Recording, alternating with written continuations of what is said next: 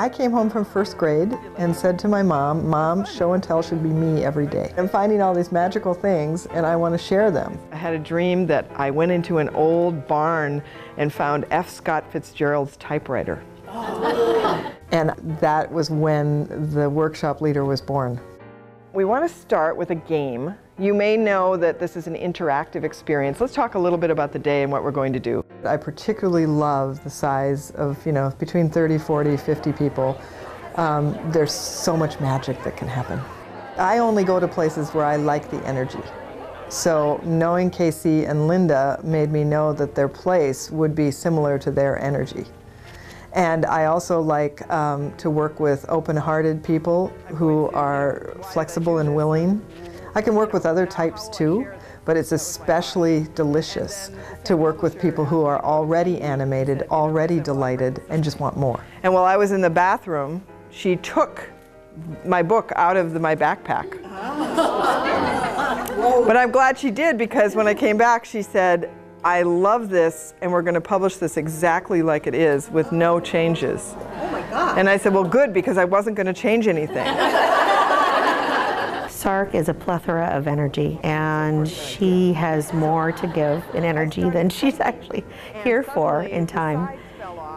It has given me great knowledge and inspiration to get out my Tupperware of prose, poems, and novels that I have put away for 6 years, and organize them, and now let them breathe so that I can breathe, and let them be shared. But I'm saying this specifically to kind of dismantle some of the perfectionism that especially goes around writing.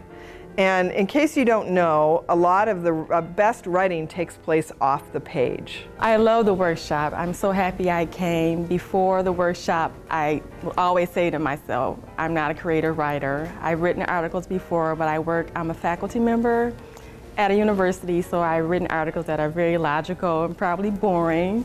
So I always said to myself, oh, I wish I could be a creative writer, and I'm not a creative writer, but in such a short period of time, SARK is so amazing. Like, I really believe I can be a creative writer. So I'm really excited about that, and I can't wait to start writing again. Let's remind everyone that there is no box. It's not even as much as thinking outside the box is just forgetting there's a box. So all of us can become very habituated. We do things this way, we do things this way. When we're confronted with a problem, we do this. When we have a task to complete, we do this. And I really like to get in there and really mix that all up, or mess it all up. Like, what's a different way you can do it? What's a different way you can approach it? You're doing anything to avoid this. We must write when everything feels lost and broken. We write when we are in despair or euphoria. Write it all.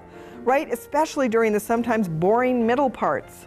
Write about how pathetic or brave you feel, or how you just saw your unguarded face in the reflection of the TV screen and saw for just an instant your grandmother's face. Juicy pens, thirsty paper, gifting the world with your words and stories, and creating the time and energy to actually do it.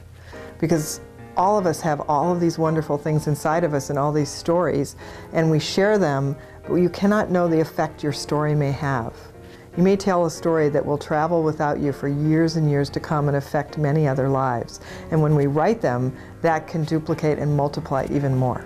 I want them to know that they are geniuses, that they are abundantly creatively gifted. There isn't anything they can't do in the creative realm, that they have beautiful stuff inside of them and all they need to do is let it out.